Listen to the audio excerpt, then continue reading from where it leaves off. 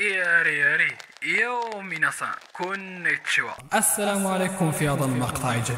انتهى الموسم الثاني من أنمي جوجيتسو كايزن، ودون اسمه بين ألمع الإصدارات التي مرت على ساحة الأوتاكو. كما هو معلوم، الموسم الثاني جمع بين آركين من أروع ما يكون، المخزون الخفي مع ذكريات أزرق العيون ورفيق دربه في حدود حلقات معدودة بمعان عديدة وأحداث مريبة، قبل أن نعود أدراجنا عبر أنفاق شيبويا المظلمة ونضرب موعدا مع أشرس الأحداث وأقوى الشخصيات في الجيل الجديد. واليوم جئناكم بسكواد أفضل شخصيات الموسم الثاني بشكل شامل وكامل للآركين. والآن إن كنت محبا لهذا المحتوى أو معجبا به فارجع اللايك وفجرها، وسيشرفني انضمامك لفيلقنا المتواضع يكسو من ميكامارو.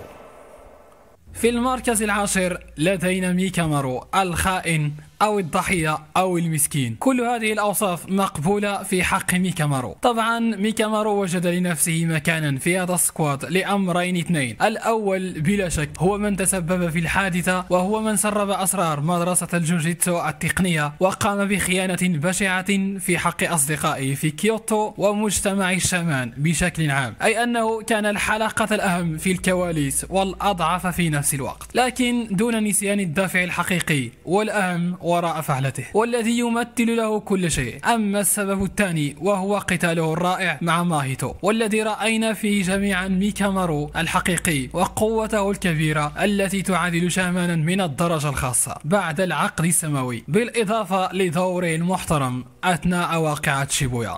آوي تودو إنه البيست فريندو، شامان الدرجة الأولى وتلميذ يوكي تسوكومو. المنقذ تودو لعب دورا حاسما في الإطاحة بماهيتو والبطش به، بالرغم من وصوله المتأخر للأحداث. تدخله الرهيب رفع من معنويات إيتادو ريوجي بعد انهياره الكامل واستسلامه بشكل رسمي. تودو شكل دعامة أساسية لتوجي وقاتل حتى الموت بسرعته الفائقة وتقنيته الفريدة بوغي ووغي، التي رغم بساطتها كانت فعالة فتاكة جدا، حيث أن ماهيتو شعر بتعقيدها بالرغم من علمه المسبق بهذه التقنية جننت ماهيتو ووسع مجاله لمدة زمنية منعدمة، استهدف على إثرها ذراع تودو الذي فقد التقنية بشكل نهائي. ثبات ذهني عالي جدا وعزيمة لا تتزعزع جعلته يصل لاستخراج أقصى إمكانياته من الطاقة الملعونة والقتال حتى الموت.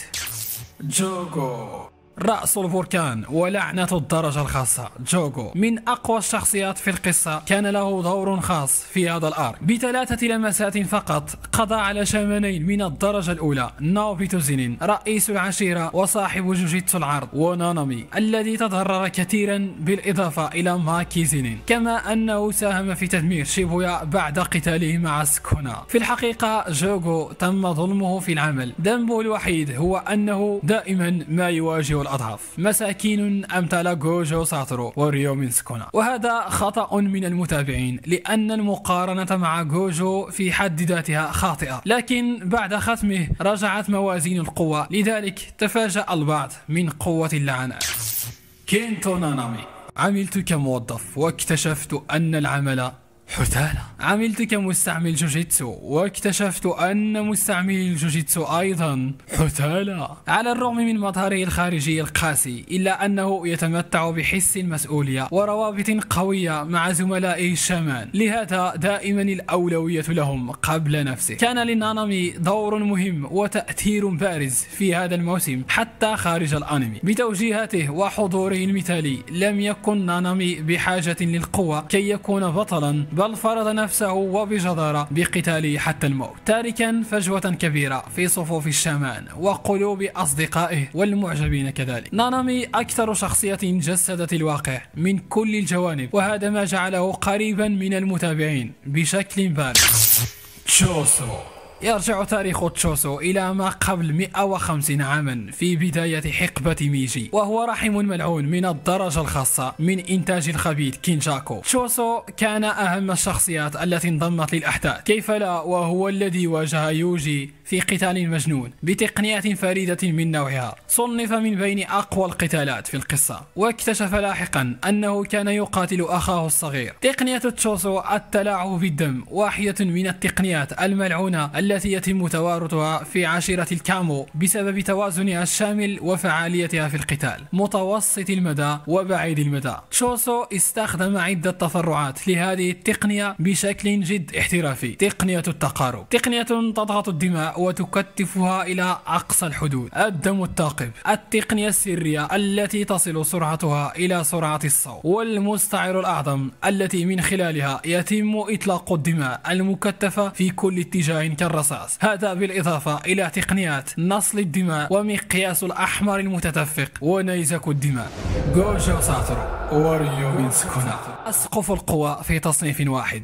جوجو ساتورو كان له نصيب الأسد من الفريسة في المخزون الخفي. هنالك فرض نفسه بأنه الأقوى واكتسب قوة مرعبة، كما طور تقنياته الخاصة وقام بصقلها إلى حد الكمال. قارع بها سفاحا من عالم آخر بميزات مختلفة كليا عن باقي الشامان. ذلك القتال رفع من سقف التطلعات كما رفع من معنويات سليل الجوجو لتدور عقارب الساعة نحو محطة شيبويا التي من خلالها رسمت كل الخطط وطبقت بحذافيرها من أجل الإطاحة به. أي أن الآرك على كبره قائم على ختم ساتورو، وإلا سيكون الفشل هو العنوان. لكن ذلك لم يمنعه من الإطاحة بهانامي وبقية اللعنات لولا فرارهم. سكونا الشر المطلق وسيد الغطرسة. يمكننا أن ندرك الآن أن حصول سكونا على لقب ملك اللعنات لم يأتي من فراغ، بل لأن قسوته وانعدام رحمته قد تخطت كل الحدود. مشهد الفتيات كفيل بشرح السادية التي بلغها وتفوق بها عمن سواه. رؤوسكم مرتفعة قليلا، ألا تظنون ذلك؟ بالإضافة إلى قطع الطفلتين رفه عن نفسه قليلا بعد أن تلاعب بجوجو الذي انتهى به الحال كقطعة لحم محروقة. جوجو لم يروض مع المتغطرس لينضم لأقوى أسلحة زين العملاق ماهوراغا. أظهر فيها تقنيات لم تكن معروفة كالتقطيع والتشريح والسهم الناري، ويختمها بالريوي كيتينكاي الضريح الخبيث، لينتهي القتال بتطهير العملاق ماهوراغا مخلفا دمارا شاملا في شيبويا. ماهيتو، جومبي، ميكامارو، نانامي، نوبرا وآلاف المدنيين. تعددت الضحايا والمجرم واحد، إنه المجنون وواحد من أفضل من جسد الشر في الجيل الجديد. الموت هو مرآة للبشر، وماهيتو هو تلك المرآة. ماهيتو ولد من كره البشر لبعضهم البعض، مما يجعل كرهه للبشر مبررا وجزءا من شخصيته. واحد من أهم الأدوار المهمة في الأنمي منذ موسمه الأول. أول من افتتح معارك شيبويا الدامية، حضوره دائما ما جسد المتعة وفتح الطريق لمعركة رد الاعتبار. ناهيك عن قوته العنيفة المستفزة، واجه أقوى الخصوم بتقنياته الرهيبة التحويل الخامل التي من خلالها شوه كل الخصوم وأرعبهم، وتوسيع المجال الذي يعد من أسلحته وأقوى المناطق كذلك، بالإضافة إلى الوميض الأسود وتحوله لهيئته الحقيقية في آخر لحظاته ضد يوجي. كان عدوا حقيقيا وندا للشامان حتى آخر أنفاسه.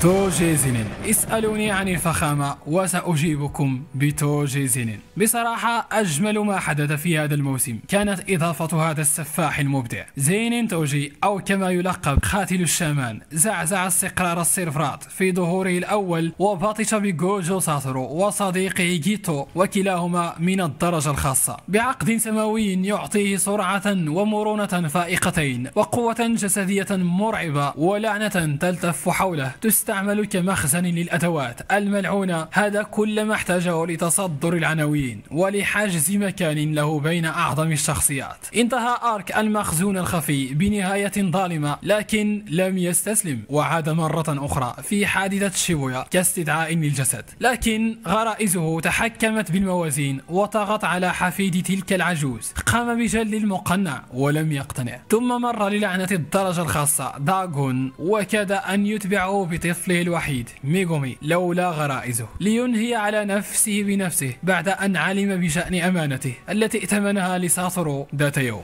كيتو وكينشاكو، نبدأ بالضحية جيتو وسنعيد مجددا مقولته الشهيرة تلك: هل أنت جوجو ساتورو لأنك الأقوى أم أنك الأقوى لأنك جوجو ساتورو؟ قضية الوعاء البلازمي في آرك المخزون الخفي إحدى أفضل الشخصيات كتابة على الإطلاق. لو تتذكرون في إحدى المقاطع قلت: إلى متى سيصمد أسود الشعر؟ وأضفت: حاد الطباع لا يزيد الغضب إلا غضبا، أما الحليم فلا ينقلب إلا إذا اقتنع. وهذا ما وقع عندما ضاق الخلق ضرعا من شناعة البشر الذين لطالما مثل إنقاذهم كل شيء بالنسبة له. لقد بلغ السيل الزبا وفاض الكأس، دهس جيتو على مبادئه وأباد البشر عن بكرة أبيهم، ترك كل شيء خلفه حتى أعز أصدقائه ليكون العدو الأول لهم. رحل جيتو وتحول الغين كافا لنحصل على كينجاكو الذي تسلم زمام الأمور بنفس الجدة مع اختلاف العقول. المخرج كينجاكو في الحقيقة هو من كتب سيناريو الأنمي برمته ورسم كل الأحداث التي ستأتي على ذهنك، حتى أول حادثة شاهد فيها إيتادوري تلك اللعنة كان وراءها نجم الكواليس كينجاكو. أما واقعة شيبويا فلا شك في ذلك، هو من دبرها، وكل شيء ظهر في الأنمي كيف تلاعب بالكل وكيف جعل من اللعنات بيادقا له. إيتادوري يوجي في المركز الأول، بطل القصة ومستقبل الشمان، أحد أفضل أبطال الشونين للجيل الجديد كتابة وتجسيدا. لا مثاليات زائدة عن اللزوم ولا تسليك في القتالات لمجرد كونه البطل، واقعي يواكب التطور بهدوء وفي صمت، أكثر من تجرع مرارة الصدمات وأكثر شخص من ناحية المعاناة في القصة، ورغم ذلك لم يتزعزع وظل شامخا كالجبل، أكثر من خاض المعارك في الآرك، قاتل اللعنة وقبل أن يلتقط أنفاسه قاتل ضد تشوسو في معركة حديدية، استيقظ ووجد جسده، قام بكل أنواع الدمار في شيبويا وفعل سكون فعلته، لم يستوعب بعد ما قام به حتى تلاشى نانامي أمام أعينه، لم يستجمع شتات نفسه حتى لحقته نوبارا أعز أصدقائه، أفاق البطل بمساعدة الأخ تودو وقدم عرضا خياليا في فنون القتال، قوة بدنية مرعبة ورقم قياسي في الوميض الأسود، دمر على إثره ماهيتو تدميرا وهزمه شر هزيمة، ليختتمها بقتال ضد كينجاكو وأورايمي لينتهي بعدها الآرك في انتظار انقشاع ضباب لعبة الإعدام التي لا زالت تصدم المتابعين. وأنت ما هو ترتيبك لأفضل شخصيات الموسم الثاني وأكثرها تأثيرا؟ شاركنا رأيك في التعليقات. سايكوني أريغاتو ميناسان. جا